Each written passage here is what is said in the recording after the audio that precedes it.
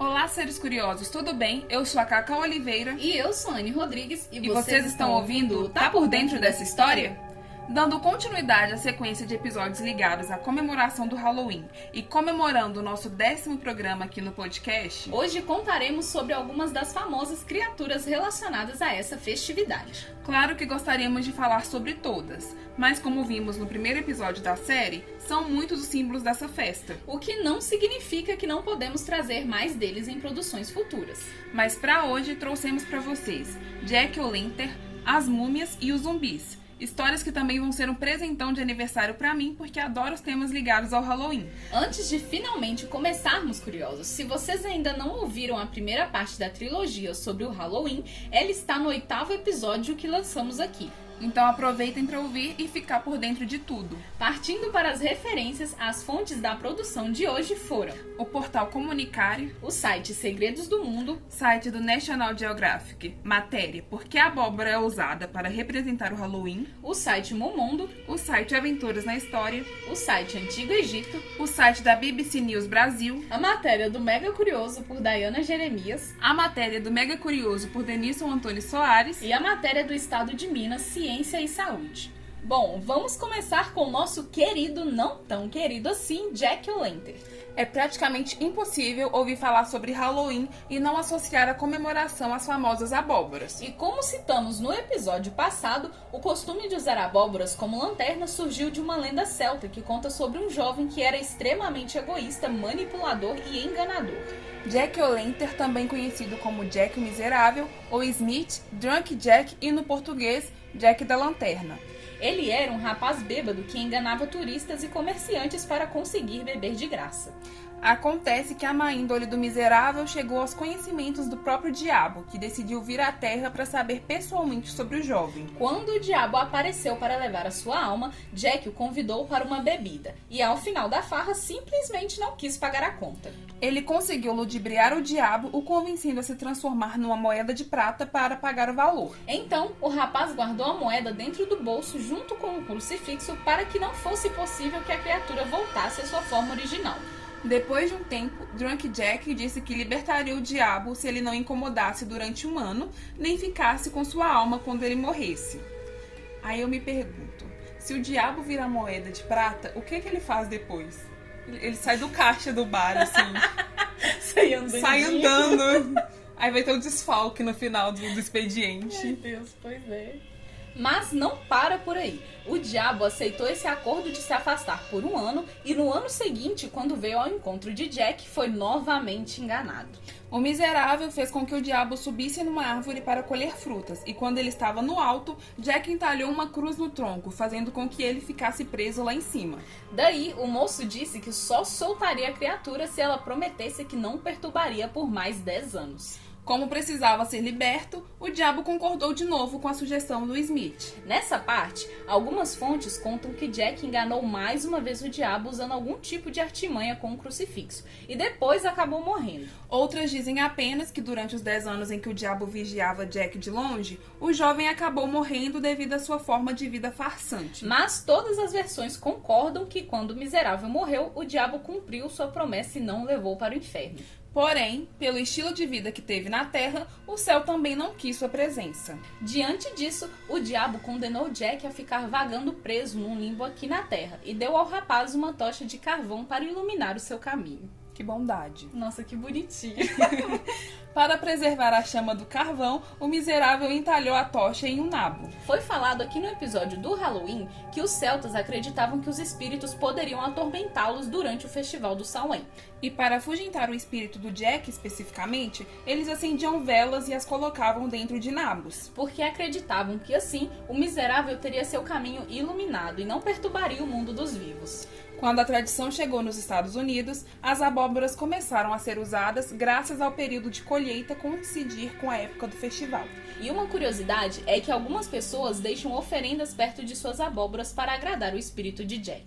Também contam que quando a luz de uma abóbora está oscilando muito, significa que o fantasma do miserável está por perto. Misericórdia. Não. Ou seja, o povo acende as abóboras e fica de olho. Se a luz tremer, Jack tá lá. Agora vamos da Irlanda diretamente para o Egito. onde esclareceremos a origem da assustadora maldição das múmias. Howard Carter foi um arqueólogo britânico que realizou um dos maiores feitos da arqueologia. Após anos cavando no Egito, ele foi responsável por encontrar a tumba do faraó que morreu ainda criança. Carter desvendou em 1922 a localização da tumba de Tutankhamon para os íntimos Tut, um faraó que havia sido enterrado há mais de 3.000 anos. Um ponto importante é que a maioria das escavações feitas por Carter eram a mando de George Herbert, o 5º conde de Carnarvon. O conde era mais conhecido como Lord Carnarvon e financiou os trabalhos de Carter. Tá, Anne, mas o que esse Lorde tem a ver com a lenda da maldição da múmia? Acontece, curiosos, que pouco tempo depois o Lorde, assim como outros membros da equipe da expedição que descobriram a tumba do rei Tut, acabaram falecendo de forma prematura. E logo, os acontecimentos desencadearam uma série de discussões sobre uma possível maldição na tumba do faraó. A teoria de que as mortes estariam relacionadas à exumação do corpo de Tutankhamon tomou conta do imaginário popular, e não só na Inglaterra. Já que na década de 20, as salas de cinema nos Estados Unidos eram decoradas de forma extravagante em alusão ao Egito. E no ano de 1932 foi lançado o filme A Múmia, pelo estúdio de cinema Universal. Desde então, a crença ligada à maldição da múmia ganhou cada vez mais espaço na imaginação das pessoas. Até chegar à festa do Halloween, onde a fantasia da múmia se tornou uma das mais populares. E o fato de a lenda das múmias ter surgido de uma ocorrência real tornou sua febre no meio coletivo ainda mais rápida. Galera, falando em filme da múmia, eu lembrei de uma coisa que aconteceu comigo quando eu era criança. Eu assisti esse filme com meu pai. E assim, eu era uma menininha que, picava muito papel, espalhava pela casa e tudo mais. E meu pai, numa tentativa de me educar, disse que se eu deixasse muito lixo espalhado pela casa, a múmia ia aparecer dele. Então, galera, resumo do rolê. Fiquei traumatizada de abrir a lixeira. Por quê? Se a múmia surgia do lixo, o que tinha na lixeira? Lixo. Então, se eu abrisse, ela ia sair de lá. Esse é meu relato. Agora vamos voltar pro tema central. Traumas de infância. Traumas de infância. Outra criatura ligada não só ao Halloween, mas toda uma cultura de terror e ficção é o zumbi, famoso por receber interpretações apocalípticas. Mas então, de onde é que veio esse monstro? Apesar de ter uma grande trajetória na literatura e no cinema, os zumbis têm uma origem muito cultural e religiosa. Bom, curiosos, nas regiões do Haiti e da Martinica, zumbi era um termo atribuído a qualquer espírito ou fantasma que se embrenhasse pela noite aterrorizando e perturbando as pessoas com sua presença. A concepção do jumbi ou zumbi como sendo uma criatura ligada à morte e à possessão nasceu da mistura entre crenças africanas e ameríndias, que foi possível devido ao tráfico de escravos que aconteceu entre os séculos 18 e 19. Em relação à palavra, no idioma Kikongo, falado no Congo e em outros lugares, a palavra zumbi se relaciona à ideia de fetiche. Assim como a palavra Nzambi significa um deus. O interessante é que as variações zumbi ou zombie também eram utilizadas para se referir a um deus cobra do voodoo. Tempos depois, surgiu a crença de que feiticeiros poderiam transformar as pessoas em mortos-vivos, usando magia, hipnose ou até mesmo algum tipo de poção mágica. E isso era muito usado pelos senhores de escravos que se utilizavam do medo de serem transformados em mortos-vivos para garantir que os escravos não fugissem.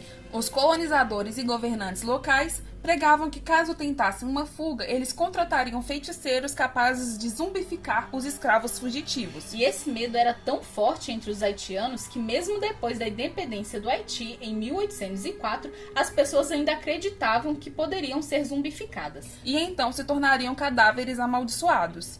E uma coisa que eu fico pensando é que, essa galera já sofria, tanto terror psicológico, abuso físico, o próprio contexto de escravidão já era tão pesado, e aí eles ainda se aproveitavam da cultura deles para fazer uma pressão psicológica. Não, isso é muito horrível. Exato.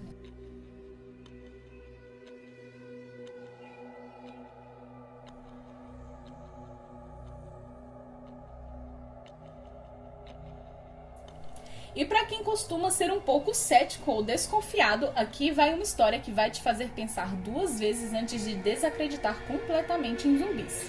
Em 1980, um haitiano chamado Clairvius Narcisse entrou no vilarejo de Lester, na região central do Haiti, e abordou sua irmã. Até aí, tudo bem. Mas o fato bizarro por trás disso é que 18 anos antes, Angelina Narcisse viu seu irmão adoecer, morrer e ser enterrado. Em abril de 1962, Claire Wills, um homem de 43 anos, deu entrada no hospital americano Albert Schweitzer, em Deschapelles, com alguns sintomas terríveis. O homem ardia em febre, sentia uma dor intensa e dizia que estava com a sensação de ter mosquitos perfurando a sua pele. O estado de Narcisse piorou e 3 dias depois de chegar ao hospital, ele morreu sem que os médicos conseguissem fazer um diagnóstico definitivo. O atestado de óbito foi assinado por 2 médicos, um haitiano e o outro americano. No documento foi registrado que a causa da morte foi hipertensão maligna e edema pulmonar. No dia seguinte à morte, Narcisse foi enterrado. Não, imagina, você tem um irmão que morreu 18 anos antes, aí você tá Depois andando, aparece. o cara aparece na sua Oi, frente. irmã. Eu voltei. Voltei. O retorno.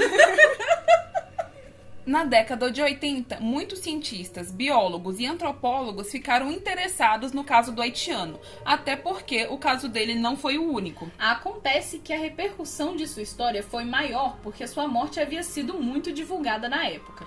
E em uma entrevista ao programa de notícias Newsnight da BBC, Narcisse conta que podia ouvir os médicos conversando ao seu redor. E no dia de seu funeral, também escutava sua família e seus amigos chorando sobre seu túmulo, além de ter sentido um prego do caixão machucando sua bochecha num ferimento que deixou uma cicatriz que ele fez questão de mostrar.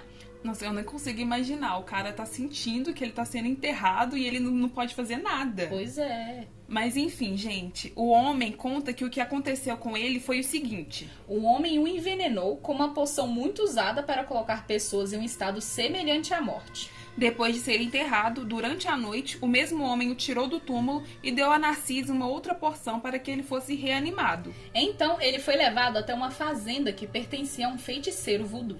Por causa da porção de reanimação, ele voltou a se mexer, mas ficou em estado semi-catatônico e foi forçado a trabalhar como escravo durante 2 anos. Segundo Narcisse, mais de 100 zumbis trabalhavam nas plantações de fazenda junto com ele. Um dia, um desses zumbis matou o feiticeiro, dono da fazenda, e eles foram soltos. Então, durante os próximos 16 anos, Narcisse ficou vagando pelo país até conseguir chegar a seu vilarejo. O homem conta também que ele foi condenado ao processo de zumbificação porque se recusou a sustentar os filhos que teve com algumas mulheres e também a ceder um terreno para um irmão necessitado. A história desse haitiano foi amplamente estudada porque os cientistas queriam fazer uma análise dessa poção e de sua relação com o sistema nervoso.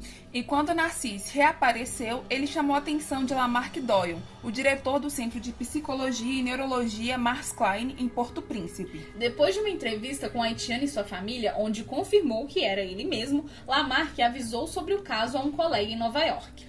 O colega em questão era o psiquiatra Nathan Klein, conhecido como pai da psicofarmacologia, graças às suas descobertas pioneiras sobre o tratamento de doenças mentais, como depressão e esquizofrenia. O médico, por sua vez, convenceu outros pesquisadores nos Estados Unidos sobre a veracidade da porção e levantou fundos para custear a investigação no Haiti. Então, o Wade Davis, um cara que eu crushei muito enquanto eu fazia essa pesquisa, mas que assim...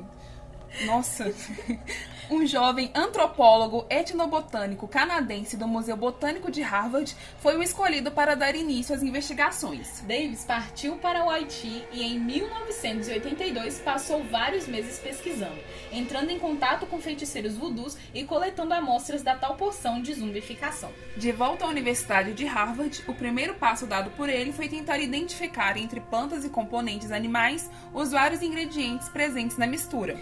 Analisando plantas no Museu Botânico e animais no Museu de Zoologia Comparada, Davis foi atraído principalmente por um peixe da família dos tetraodontídeos. Essa família de peixes possui mais de 200 espécies, incluindo o baiacu, aquele peixe que se incha todo quando se sente ameaçado. A partir daí, o antropólogo consultou 3 especialistas e descobriu que esse peixe carrega na pele e em vários outros órgãos internos uma neurotoxina extremamente potente, que se chama tetrodotoxina, um anestésico 160 mil vezes mais potente que a cocaína. Sabendo sobre a presença dessa droga tanto nos peixes quanto nas amostras de porções que ele coletou, coletou, Davis começou a listar os sintomas típicos causados pela intoxicação pela tetrodotoxina. Segundo ele, é impressionante a quantidade de sintomas diferentes e mais de 20 deles coincidiram com os sintomas apresentados por Narcisse, pelos médicos que cuidaram dele e por outras vítimas da tal poção.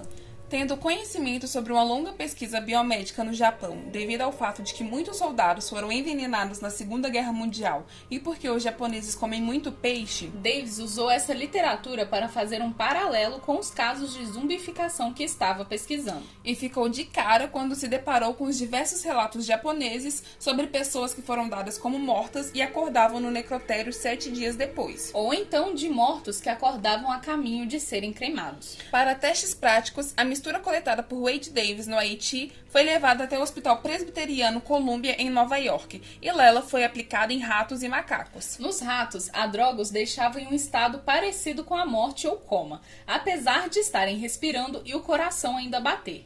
Depois de cerca de 6 a 9 horas, os roedores deixavam de reagir a estímulos nos olhos e nos ouvidos, e também não apresentavam reação diante da dor. Os animaizinhos permaneciam assim por até 24 horas. E é nesse momento que eu desencantei pelo Wade Davis. Já nos macacos, a toxina mudou completamente o comportamento dos animais em apenas meia hora. Os macacos, animais mais agressivos que os ratos, ficavam num tipo de estado catatônico, onde ainda mantinham a consciência, mas não reagiam à dor. Por isso, um ponto importante que o pesquisador Davis aborda em suas análises é que a reação dessa toxina depende da pessoa que ela está sendo aplicada. Inclusive, o contexto de crenças, costumes e a pressão social em que o indivíduo está inserido são outros fatores que o cientista apontou como sendo relevantes na ação da droga. Voltando aos ingredientes da porção que transformava pessoas em zumbis, Davis acredita que uma planta da família das dáturas seja um componente relevante na mistura. a erva do diabo é uma das plantas pertencentes a essa família e possui propriedades alucinógenas que podem causar delírios, alucinações e deixar o intoxicado desorientado. Também pode levar a um comportamento submisso e indiferente, e são plantas tradicionalmente usadas entre vários povos indígenas da América Central. Atualmente, Wade Davis é um professor de antropologia da Universidade British Columbia, autor de vários livros em culturas indígenas e foi nomeado um dos exploradores do milênio pela National Geographic Society. Um dos livros escritos por Wade Davis é A Serpente e o Arco-Íris, que foi um best-seller onde ele relata as experiências e descobertas que fez no Haiti. O livro foi publicado em 1985 e em 1988 foi adaptado para o cinema com o nome de A Maldição dos Mortos-Vivos. O fato é que muitos cientistas tentam desacreditar essas pesquisas, enquanto outros continuam afirmando o mesmo que Davis. Essas porções podem causar nos indivíduos um efeito sedativo e alucinógeno. É com toda essa informação, não apenas cultural e histórica, mas também científica, que ficamos por aqui, curiosos. Vamos deixar vocês pensando aí se acreditam ou não nesse lance de zumbificação e na maldição das múmias. Claro que também devem sempre se lembrar de não inventar barganhas com o diabo. Vai que numa dessas dá ruim igual pro Jack, né? Aliás, é bom ficarem atentos caso acendam abóboras e as luzes começarem a oscilar. Também deixem presentes pro Jack. Bom, nos sigam no Instagram, @dentro_da história, onde vocês podem acompanhar as postagens feitas sobre cada episódio. E também podem nos escrever pelo direct. Também temos nosso e-mail, tá? Por dentro dessa história, @gmail.com, e tanto ele quanto o nosso arroba estão aqui na descrição. Para quem está nos ouvindo pelo YouTube, não se esqueça de se inscrever, curtir e comentar. Assim vocês nos ajudam bastante. Claro que quem tá no Spotify também não só pode, como deve comentar, avaliar e seguir para receber todos os episódios daqui pra frente. Também se lembre de ouvir o primeiro episódio da nossa trilogia, assim como os demais programas aqui do podcast. Até a próxima semana, curiosos. Desejamos a vocês um ótimo mês das bruxas. Um abraço enorme e até o próximo episódio. Esse episódio foi gravado por Carolina Oliveira e Flaviane Rodrigues. Roteirizado por Carolina Oliveira. Editado por Flaviane Rodrigues. E as artes do episódio foram feitas por Carolina Oliveira e Flaviane Rodrigues.